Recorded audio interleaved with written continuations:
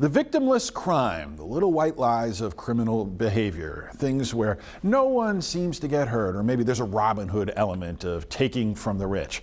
Something like Medicaid fraud fits that description. The victim's pretty abstract, capital T, taxpayers.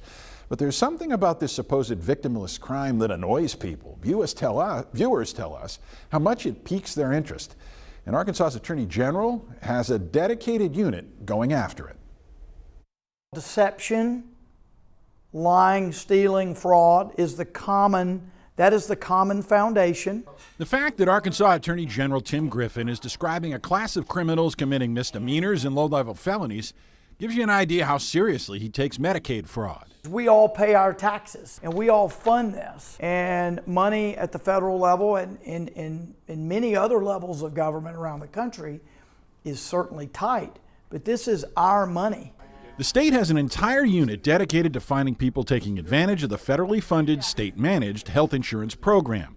The MFCU prosecuted 13 cases in Griffin's first year in office, among the most in the country, according to federal watchdogs. If an individual, a criminal, is telling Medicaid that they're taking care of somebody, and Medicaid believes they need that care, and that person's either getting third-rate care, insufficient care, not care, well, that's a victim.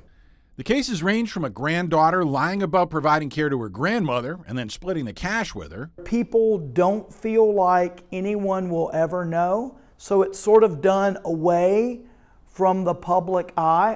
Or there's the other extreme, the rare high-profile case where a fraud charge sums up other alleged misdeeds. Take the investigation into psychiatrist Dr. Brian Hyatt. The former chair of the state medical board is accused of systematically admitting mental patients and holding them against their will in order to run up charges to Medicaid.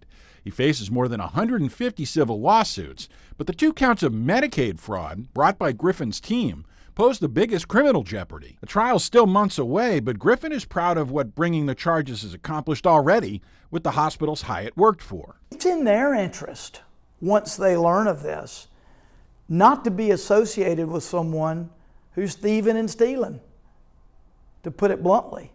Hyatt has pleaded not guilty, and barring a change, the case will play out in a Pulaski County court next spring. It promises to be sensational, a far cry from what the unit typically uncovers. This is an individual who was a dental assistant. They submitted Medicaid services timesheets to be paid for service support in the community. It was worth about $18,000.